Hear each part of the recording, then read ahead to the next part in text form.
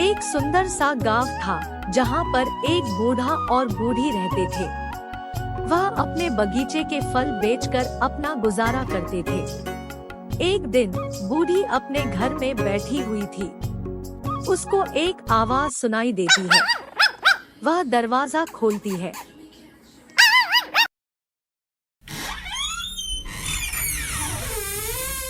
दिल है छोटा सा, छोटी सी आशा, मस्ती भरे मन की भोली सी आशा। 2 दिन बाद वह उस पप्पी को अपना फालतू बना लेते हैं और उसका नाम रखते हैं ढोलू। उनके पड़ोस में एक बुरा इंसान रहता था, राजू, जो ढोलू को बिल्कुल पसंद नहीं करता था। ढोलू को जब देखता उससे पत्थर मारता था। एक दिन बूढ़ा और बूढ़ी बगीचे में बैठे हुए थे। ढोलू उनकी ओर देखकर भूखने लगा और चलने लगा मानो कि कुछ देखना चाहता है। ढोलू अब एक जगह पर रुककर फिर से भौंकने लगा। बूढ़ा उस जगह पर खोदने लगा। अरे यह क्या? बूढ़ा को उस जगह पर सोना चांदी से भरा बक्सा मिला। बूढ़ा और बूढ़ी बहुत खुश हो गए। जब यह बात राजू को पता चला, उसने ढोलू को चुपके से ले जाया।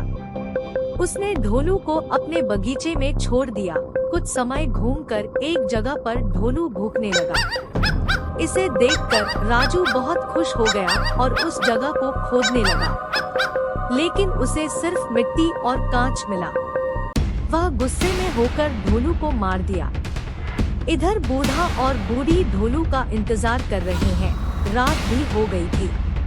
तभी अचानक से ढोलू जैसा कुछ आता है और बोलता है, मेरा इंतजार मत करो, मैं मर चुका हूँ। तुम तुम्हारे बगीचे में जाओ, वहाँ पर तुम्हें कुछ राख मिलेगा। उस राख को तुम जिस भी मरे हुए पेड़ पर डालोगी, वह जिंदा हो जाएगा। अब यह बात राजा के कान में आ गई। राजा बूढ़ा को बुलाकर अपने बगीचे को दिखाया और बूढ़ा उसे सही कर दिया। इससे राजा खुश होकर बूढ़ा को मुंह मांगे इनाम देकर छोड़ दिया। यह सुनकर राजू वह राख लेकर राजा के पास गया और राजा ने उसे भी अपने बगीचे दिखाया, लेकिन राजू जैसे ही राख डाला, सारे पेड़ मर गए। अब राजा गुस्से में होकर राजू को जेल में डाल दिया।